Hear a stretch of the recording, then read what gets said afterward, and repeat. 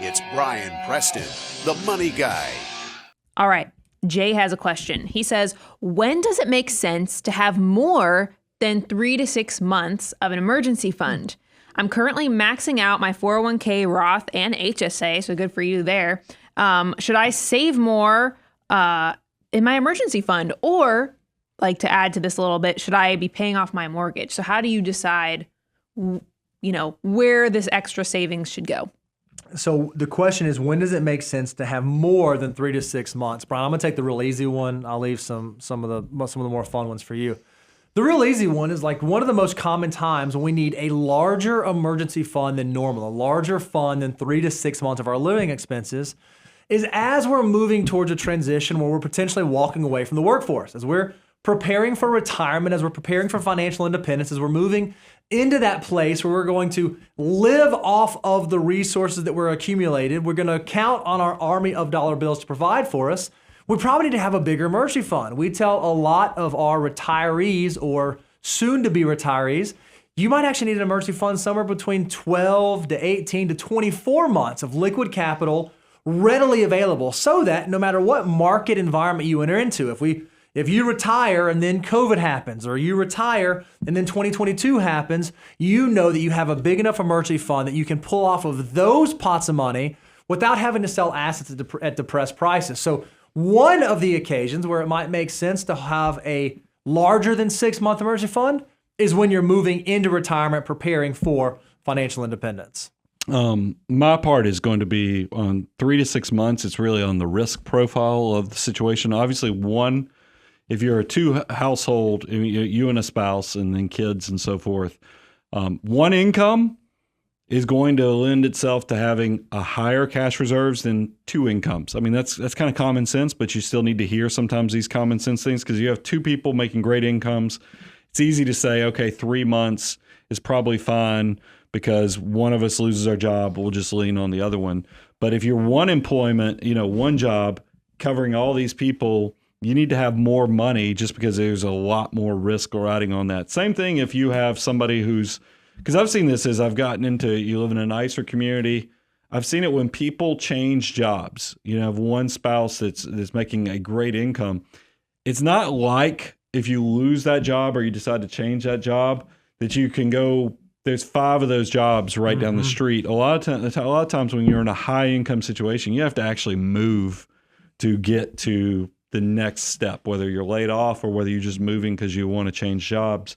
So you need to, that's once again, the higher your income is, the higher I think the responsibility of pushing that number up. And then that leads itself also, if you're a small business owner, like Bo knows, I pick on Bo all the time because we're business partners, but I am the essentially the daddy of cash reserves around here because he knows, because we talk about this all the time, is that Bo runs it very lean on his cash reserves because he knows old man Brian over here is responsibly lean. I'm running responsibly lean on my cash reserves. I'm running heavy on cash reserves. I'm still saving and investing 25% of my income, but I'm running very fat on my cash reserves because I think about our close to 30 employees that count on us, and I don't want fluctuations in the economy and the market. I don't want them to experience it. Sure. So I run super fat on cash reserves in those aspects. So risk drives a lot of that. It's the same reason it's on the same tree that Bo was talking about as you get to retirement where you're actually living off that money. That's why your cash reserves will expand, balloon past 3 to 6 months. It's not uncommon for them to be 18, even up to 36 months. And by the way, this is good. With CD rates right now, realize you can go less than 2 years on a diversified CD ladder and get like 4.5%. It's pretty incredible. I mean, it's so we're getting to where cash will cover. The yield on cash is getting close to some people's safe withdrawal rates. That's a pretty powerful thing because you don't, in the past, when interest rates were pretty much cash was trash, close to zero, it pushed you as a retiree out further on the risk spectrum because you had to either get appreciation because since there weren't yield, it did push you out further on that. But I think we're getting to a point, who knows how long it will stay, where it's okay to run a little fatter on cash because it will allow you to get a good yield. And that leads to the second point, opportunity cost. Y'all know, I have a rule that pre-45, you should focus on actually becoming wealthy.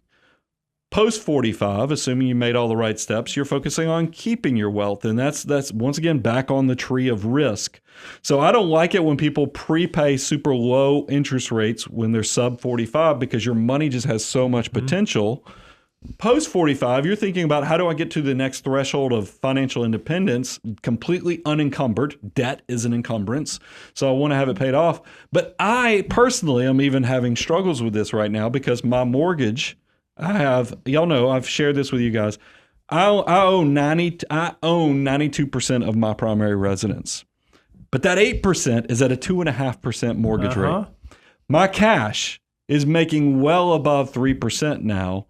I'm even having like opportunity cost struggles, financial mutant struggles, because I could write a check Math to struggles. pay off the mortgage here. But I'm like, man, but I'm getting a really cool arbitrage situation where my mortgage is 2.5%.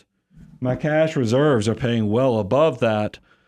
So I'm kind of, because I could always write a check. I could just, so I feel like I'm leaning more towards both. So risk is the first thing you need to pay attention to.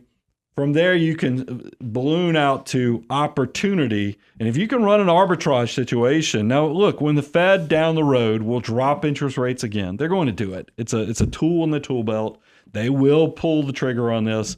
Then I'm going to have enough fat cash there. They'll just stroke a check. But right now, I'm just paying the minimums on my mortgages, even though I'm getting closer to 50. And that was always my goal, is I was going to be completely mortgage free by 50. But it just seems crazy not to go ahead and pocket that 1% that I'm making right now, above and beyond the mortgage rate. Could not agree more. I know you like it. The last 5 years. Yeah, I feel like What Bo was trying to Hansen, say I is told you so. so. Yeah.